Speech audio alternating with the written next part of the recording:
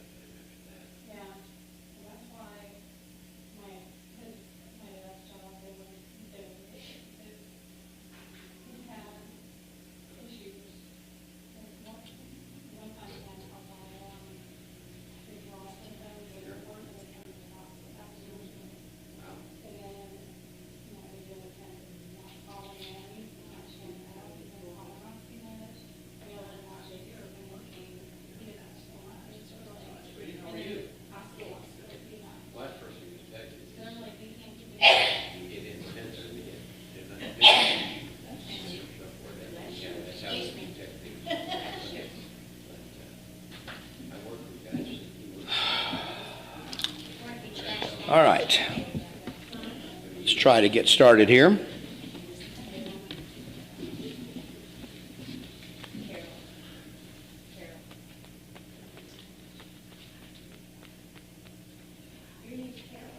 I can't tell.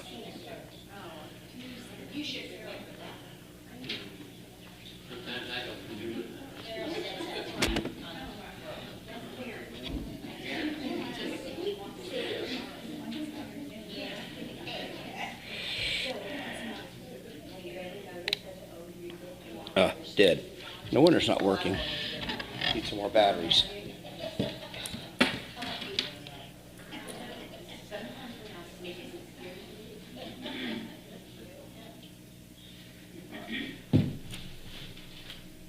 Hang on, I gotta get some more batteries here.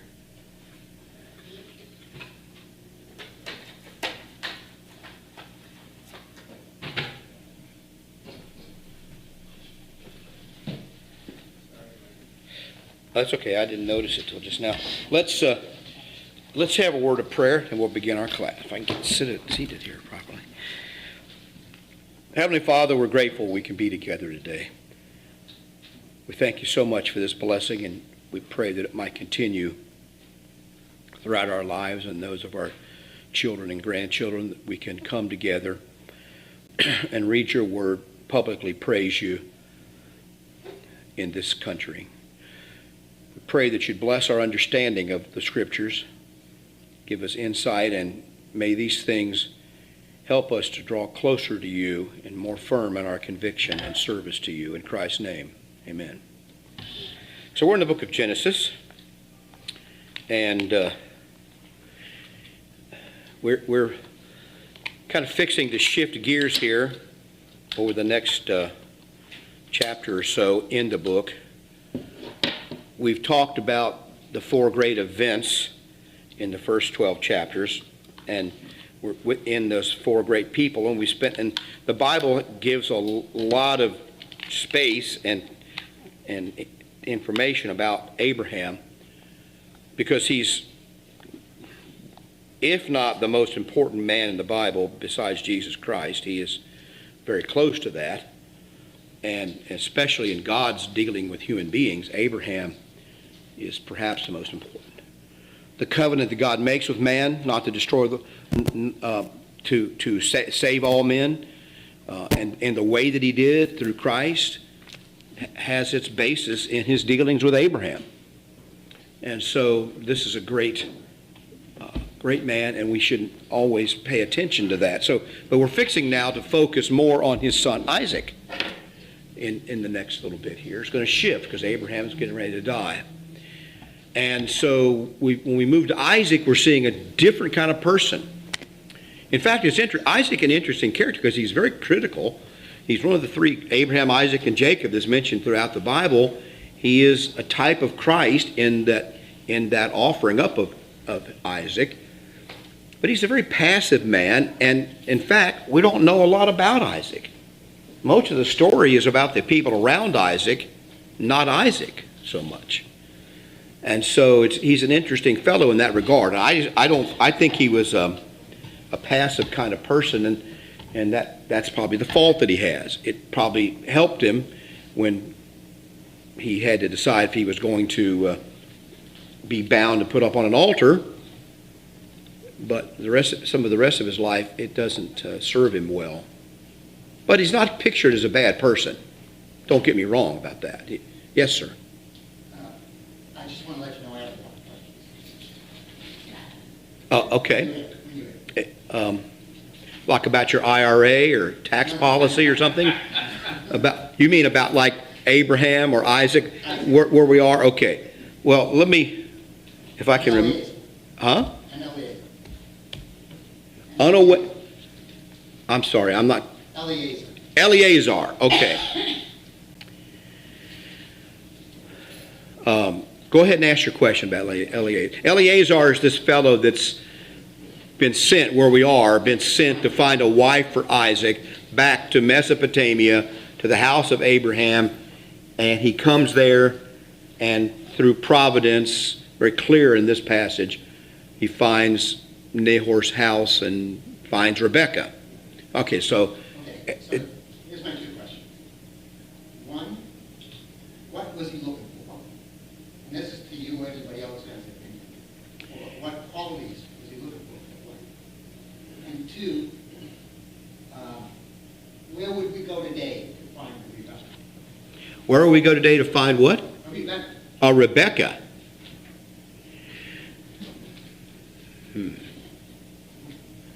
Not sure how to answer that one. I'm not sure I want to find a Rebekah. But what do you mean by a Rebekah in this? You have something obvious in mind. Quality she had. Yeah. That's like me preaching my sermon a few years ago, where we're going to find 10 good men for my granddaughters. Now I need about 14 good men. But how many? Well, two of them have good men. So we're down by two of the, I think I have, 14 granddaughters and 6 grandsons. I think that's right. So I got to have 12 more good men, and I'm not sure where they're going to come from. God will provide, hopefully.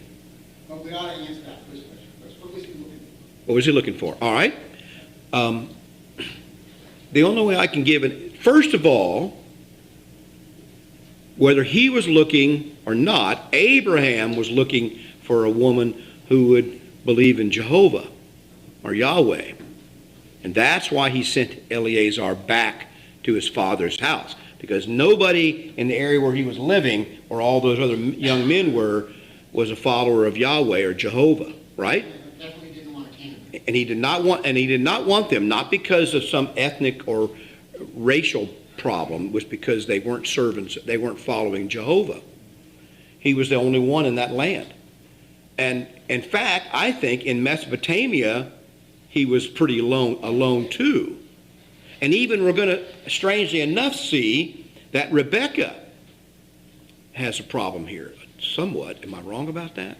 Or is that? Well, she's got them in her bag. Yeah, she's got idols herself, as we're going to see. But on the other side of the coin, her family followed Jehovah.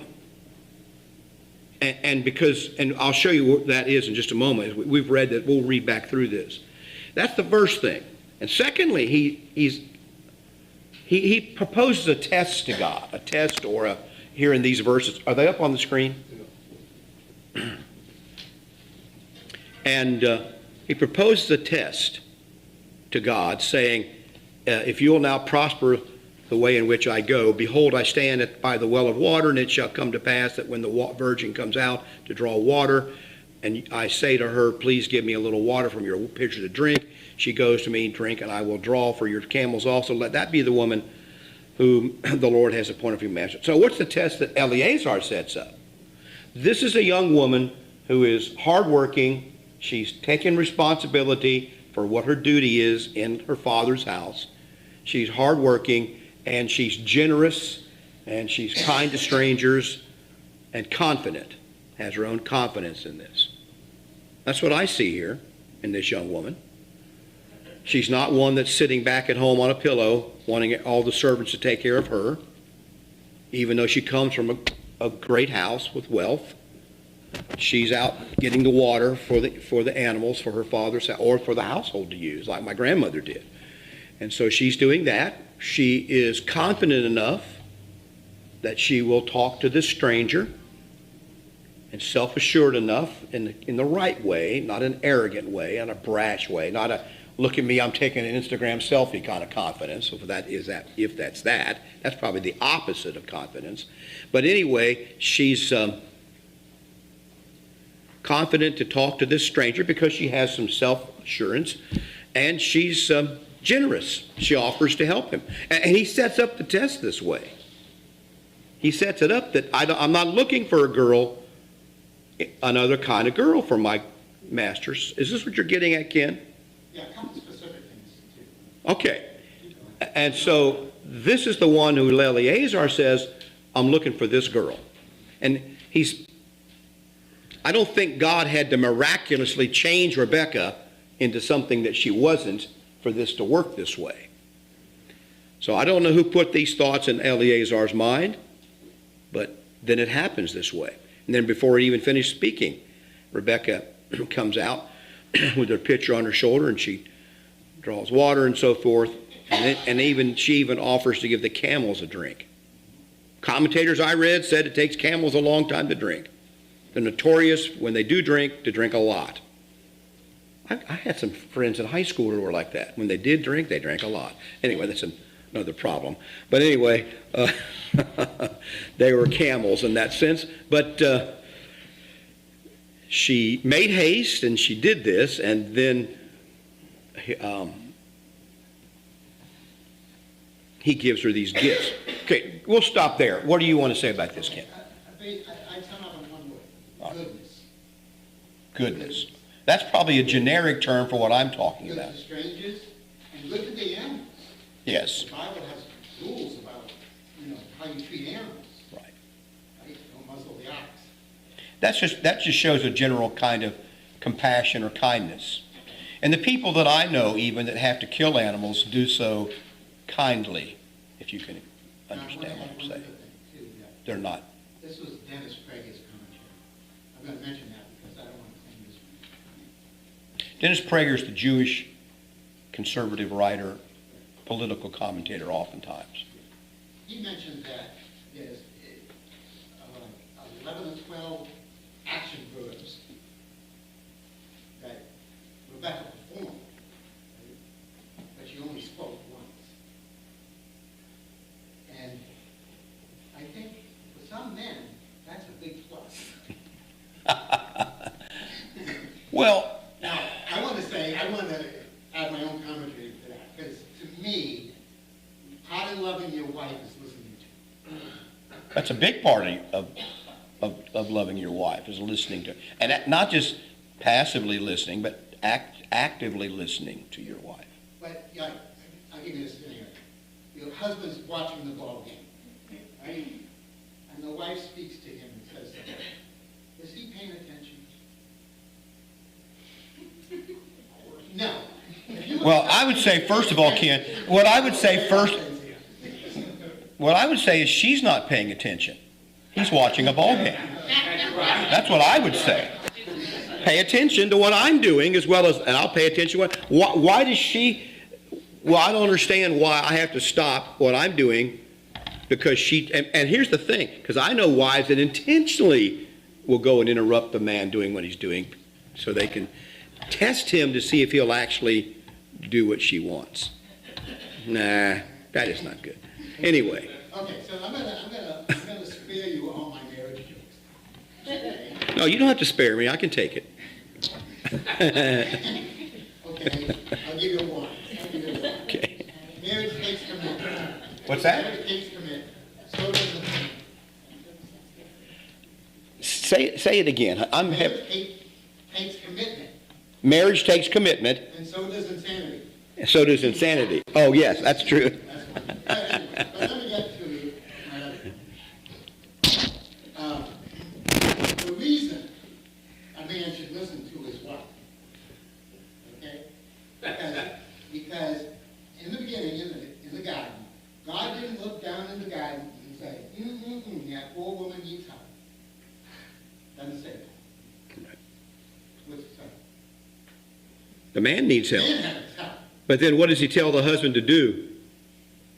Help his wife. Yeah. Yeah, but you're right. It's the first point is the man needs the woman. Yeah, but the Right. woman is the help. Is the help for the man. By the way, another thing I'm talking about, here's what I'm trying to say about that.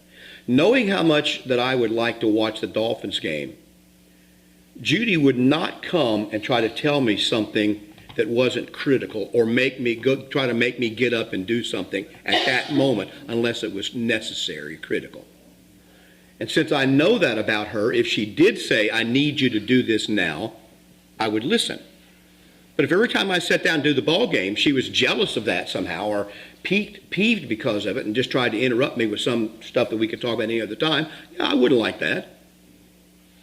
Would I still pay attention? Probably, but that wouldn't be good on her part, would it? No, it wouldn't be. So it kind of depends on how that's working. Now then, if I continually ignore her because of football, then that's another whole issue or any other thing, right? But there's a dynamic at play there. So in that case, so I was kind of joking, but yes, husbands must listen to their wives, and in this case, I think that from this story you get the idea that Rebecca had high character. That she wasn't idle, she wasn't a pampered princess. This idea that we teach our daughters to be princesses, I'm not sure where that did not come from the Bible. Exactly. Okay? The women that I know that have been good women in my life, and the ones in the Bible that are good women, are hardworking, and they get their hands dirty when necessary, and they're not afraid of life, and they tackle things head on, and they have a sense of power and dignity about them.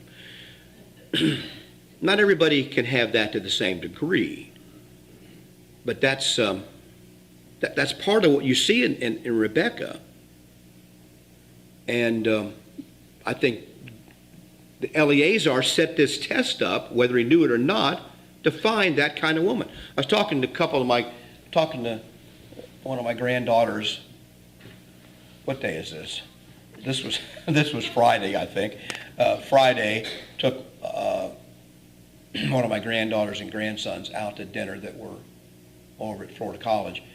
I don't know how it came up exactly. I was trying to make the point with her again that, she could see this in her friends, because that's how it came up. She's talking about some of her friends she's made over there. That the kind of bait that a woman or a boy puts out attracts the kind of person that they get for a potential mate. Okay? So if they put out the bait of just sexual attraction, they should expect to get the fish that's particularly attracted to just that. Not that there's anything wrong with sexual attraction, and all of us would like a mate that's sexually attractive. I don't think there's any, I think that's a good thing, so don't misunderstand the point I'm making. But if that's what you put out predominantly as your bait, that's what you're going to get. Okay, you put out the bait that you're a helpless princess, what are you going to get? You're going to get a guy that wants to run your life and thinks he needs to. You're going to get that. A few years later, these people are coming to me. Few years later, the princesses are coming to me saying, my husband is so controlling, he won't let me. Well, of course, that's who you married. Because you put the bait out that you were a helpless princess. You put the bait out that you're a woman that's got everything together and you don't need help from anybody. Guess what you'll get? A passive man who won't do anything. You put the bait out, you got the certain kind of fish here. This is not a shock, is it? Here's what I find all of this mess is. We don't have a TV. I believe the television corrupts family morals. And it corrupts the concept of interaction between husband and wife. So I think, and that probably includes 99% of the people, you're exposed to these less than intelligent concepts that are introduced constantly into the home. And as they are introduced, they're affecting you, whether you like it or not. That's what's happening. Whether you even know it or not. Well, Now, of course, in the Victorian era, they would say books were doing the same thing, Ed. I understand. You're talking about degrees here. Books were stifling conversation and introducing all these romantic ideas into people's heads. It's much more pervasive now, though. totally. Yes, I understand what you're saying. Because there are good books. I don't know any good TV, but there are good books. Well, Smithsonian. Okay. But there's no good. It's full of garbage, too. Well, Some of the evolution garbage is just as destructive as the other stuff. Anyway, go ahead. Yeah. The TV in general is very destructive of the family, of the interaction between husband and wife. Yes. And once again, it's, well, sometimes it gets used as a buffer because you don't want to have a conversation with your wife or husband. Well, Yeah. Jobs are a buffer too. Sometimes people work the schedules they work so they don't have to interact with their husband or wife. They intentionally, over the years, not temporarily, but over the years, they find schedules that keep them apart because they don't want to be together. It's painful. Not because they just dislike the other person. It's just painful to be together with some people. And I'm looking as a stranger, and yeah, it would pain me to be with that person too. So I'm just saying sometimes, but it happens that way. So we do need to be careful about the influences we allow in our homes, and most of us are not as careful as we should be. That's for sure. So where would you find a good woman? Where would I find a good woman? Church. Sometimes you could find her in church. You better say Florida College, 1974. Florida College? Sometimes a lot of people have found a good wife at Florida College. A lot of people have not. Yeah, that was way over your head. What's that? I said, you better say Florida College, 1974. August of 1974. Yes, I did. I found, in fact, a couple weeks ago, I have in my calendar the day we met in 1974. On October 11th is going to be 48 years since the day of our first date. See, so I know when that happened. I remember the day very clearly. She was desperate. Oh, yes, obviously, Ed says. Obviously. That was her date. She got what she thought she wanted. She definitely did. She wanted someone who had a definite idea what he thought, where he was going, what he was going to do, and how things ought to be. She got that person. And a few years, some of the time, she's not been too thrilled with that. Overall, she was. You went to Home Depot? They say you can do it, we can help. And that's right. You can do it, we can help. You found one at Home Depot. And she works in the help department. She's in the support, she's in the we can help department of that. Good thinking, Steve. Good thinking.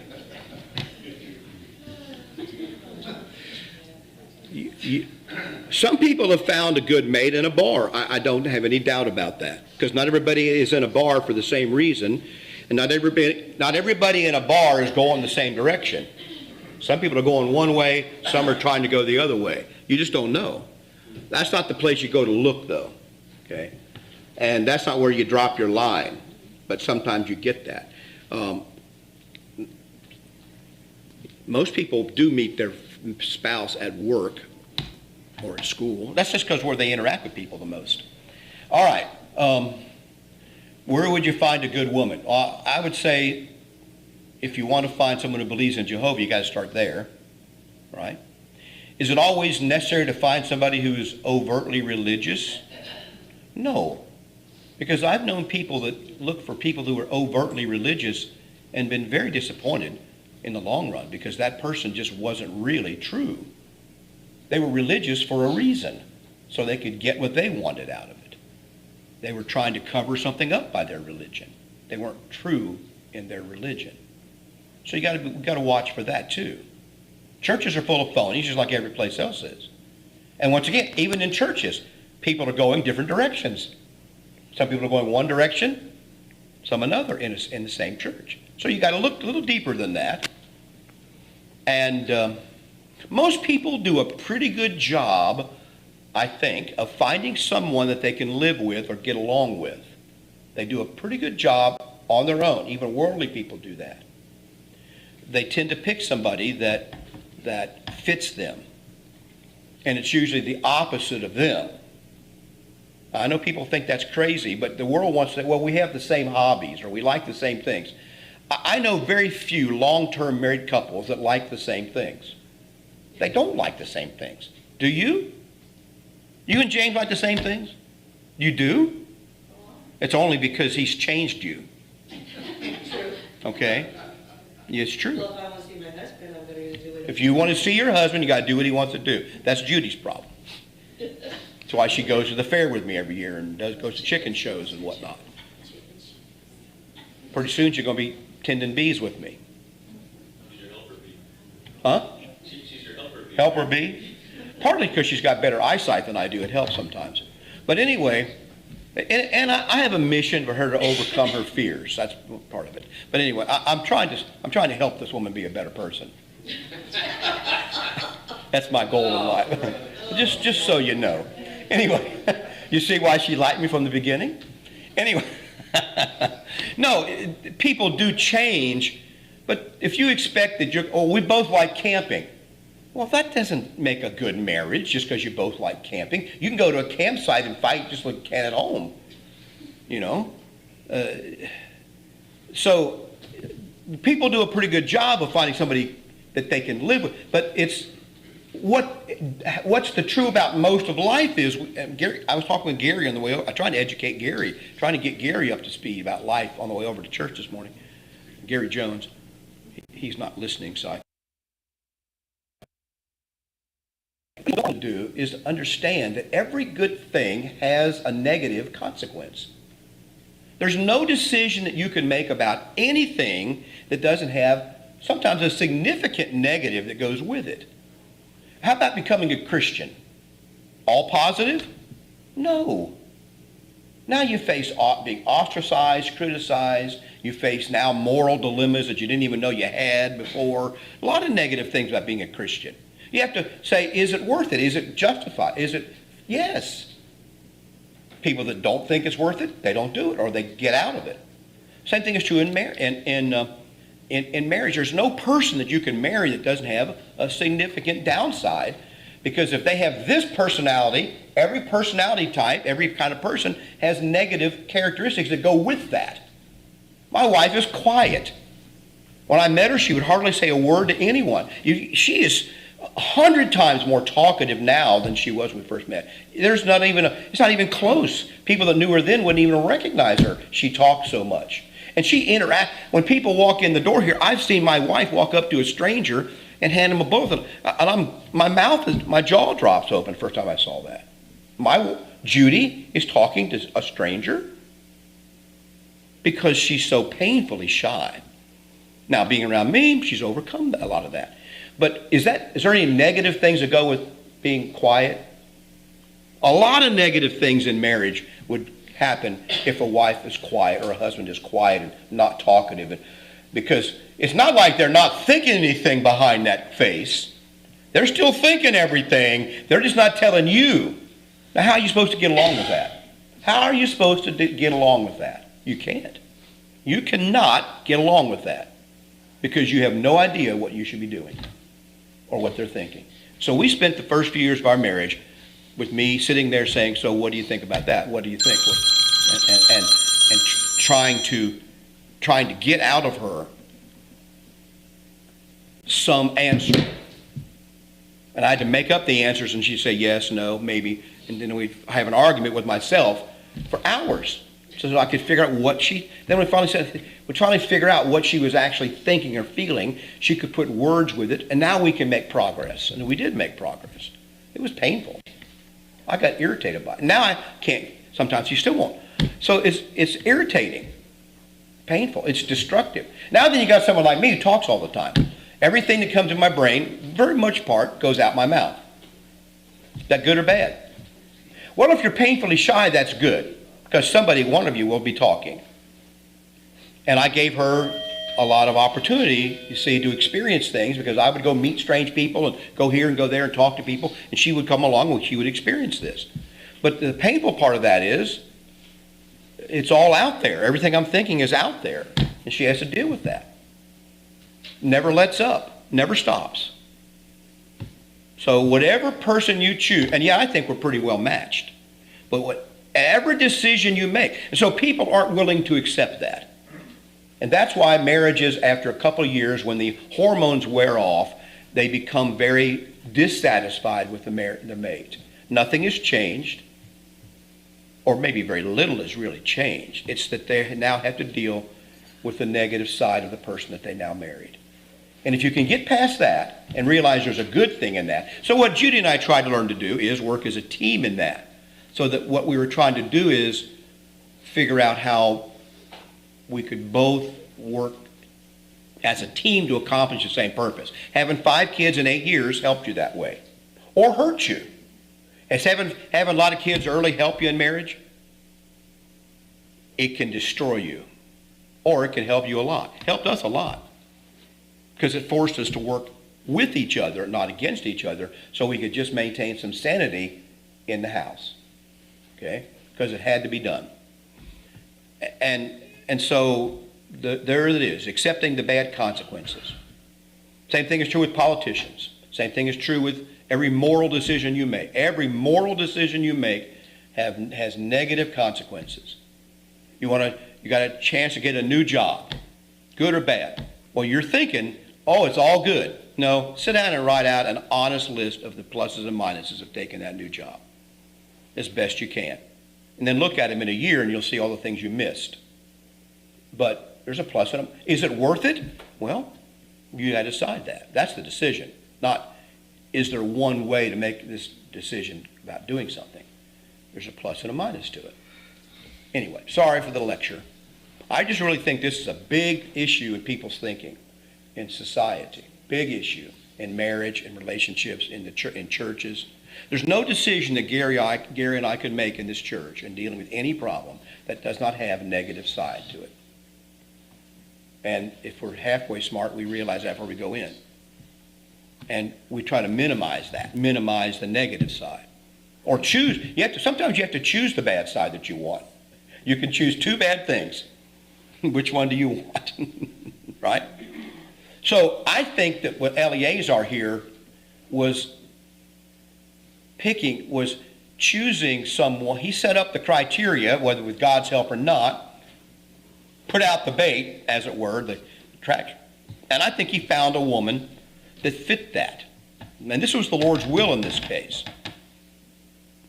And so if you're looking for a wife or a husband, this fits him too. Look for someone who loves the Lord if you can, or someone who can potentially love the Lord because they're not overtly wicked. And by wicked, I don't mean just doing something immoral. I mean somebody who loves doing something that's immoral. Somebody who loves wickedness, loves themselves, and loves what they want. Get away from that person. And find someone then who is generous and helpful, kind. We've been talking about listening. Can listen. Yeah, there's active listening and passive listening. Right, so you know what I mean by that? Maybe that's the wrong words. That's my words. There's hearing, listening, hearing what you're hearing, sound coming in and going right through your brain on out wherever it's going to go. Maybe you pick up something. And then there's trying to understand what somebody's saying to you. So find somebody who's willing to do that, because it's hard work. All right. I just love this nose ring thing here. That's what I was just saying. That's the most important thing in the whole chapter, probably, this nose ring. What are you going to say about that?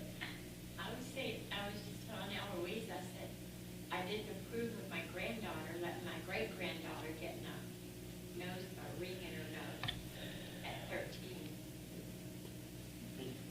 But it's not mine, I can't say anything. Well, once again, look a little deeper than that, because sometimes things mean one thing in one society and something else in another society. Okay?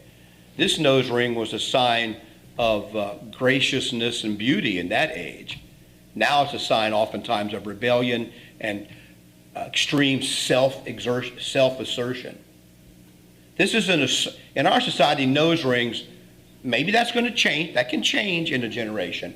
It's a sign of, I don't care what anybody thinks. I'm going to do what I want to with my body. I disagree. I think it's copycat. It's what? Copycat. Well, now it can change, and by being copycatted, but it also is that. But why does somebody copycat that? Because why do they like how that looks? They do because in our society it represents independence and rebellion, which is what young girls are interested in right now. Self-assertion, independence. So I'll stay with that. Now there might come a time when it indicates something else. Same thing with tattoos. They probably change a little bit too. But they are an indication of someone who is rough and worldly. They've done research on this. Women that wear ankle bracelets are perceived by men as being more sexually available. Now, I didn't say that's why women do it. Listen to what I'm saying. I didn't say that's why women do it. That's how men perceive it. Now, do you think women don't know that? Yes, they do know that. But that's why these grandmothers. Now, why do grandmothers wear it? Because they want to be thought of as hip and cool and whatever. That's why women who have tattoos are perceived by men as being more available, excuse my language, to be pierced. And the same thing with body piercings. They're more available to being pierced from a male perspective. Are they? Yes. Do they mean that when they get a tattoo or when they get it? No, they don't necessarily mean that, because women are good at hiding what's really there. But I don't know that they all mean that. But then, like Kay says, she says, they copycat that. Now, is that going to change in a generation? It's already changing. What these things mean is already changing. And I'm not condemning you if you've got I know you're all reaching for your ankle bracelet. You have to listen to what I'm saying. You're trying to hide that tattoo. I don't care about that. I don't care about that. But this society, this was viewed completely differently on a young woman.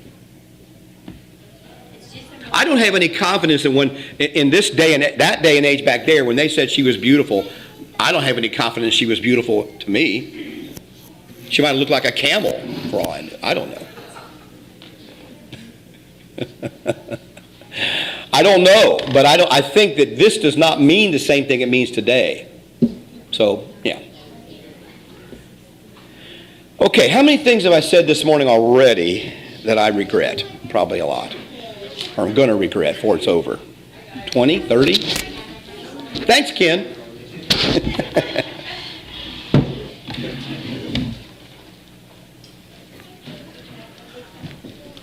Y'all can argue about what that research said, but I didn't make it up. I read it.